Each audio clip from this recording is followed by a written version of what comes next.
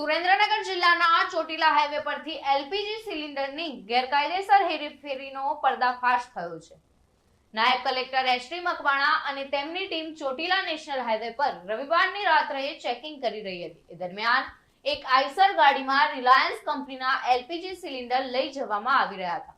Eicher ગાડીના ડ્રાઈવરની પૂછપરછ કરવામાં આવતા તેણે જણાવ્યું કે તે મેટ્રોડામાં આવેલી રિલાયન્સ ગેસની એજન્સીમાંથી 95 સિલિન્ડર ભરીને સાયલામાં આવેલી રિસોન સિરામિક કંપનીમાં લઈ જઈ રહ્યો છે. જોકે તેની પાસેના દસ્તાવેજોની તપાસ કરાતા આ સિલિન્ડર મેટ્રોડા ખાતેથી લોડિંગ કરીને ગોંડલ તાલુકાના રીબડા ગામે લઈ જવાના હતા, જેને લઈને ગેસ સિલિન્ડરની ગેરકાયદેસર હેરાફેરી થઈ રહ્યા હોવાનું ડેપ્યુટી કલેક્ટરે 95 ગેસના સિલિન્ડર અને આઈસર ગાડી જપ્ત કરીને કાયદેસરની કાર્યવાહી હાથ ધરી છે.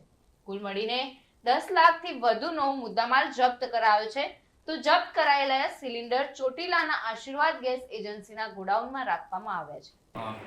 રાત્રિના ટાઈમે અમારી નાયબ કલેક્ટર પ્રાંત ચોટીલાની ટીમ સાથે અમો ચોટીલા અમદાવાદ હાઈવે પર તપાસણીમાં હતા. તે વખતે એક આઈસર ગાડી જેનો નંબર છે GJ3AZ 7407 જે એલપીજી ગેસ સિલિન્ડર ભરીને વહન કરી રહી હતી. આ ગાડીની તલાશી લેતા અને ડ્રાઈવરનો જવાબ અને બિલોની તપાસણી કરતા આ જથ્થો છે એ જથ્થો રિલાયન્સ પેટ્રો માર્કેટિંગ મટોડા ખાતેથી લોડિંગ કરી અને ગોંડલ તાલુકાના રીબડા ગામે લઈ જવાના હતા. પરંતુ તેઓએ આ તમામ 95 એલપીજી ગેસના સિલિન્ડરને ડાયવર્ઝન કરી અને સાયલા બાજુ ઇન્ડસ્ટ્રીની સિરામિક ઇન્ડસ્ટ્રીની અંદર લઈ જતા હોવાનું કબૂલ કરેલ છે.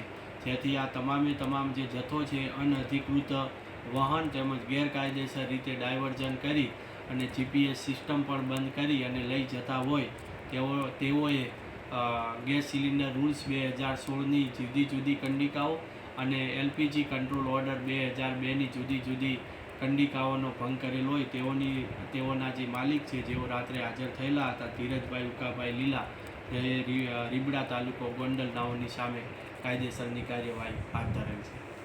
રાજદાન ગઢવી સાથે ઉદયસિંહ ચાવડા, ચક્રવાત ન્યૂઝ, સુરેન્દ્રનગર.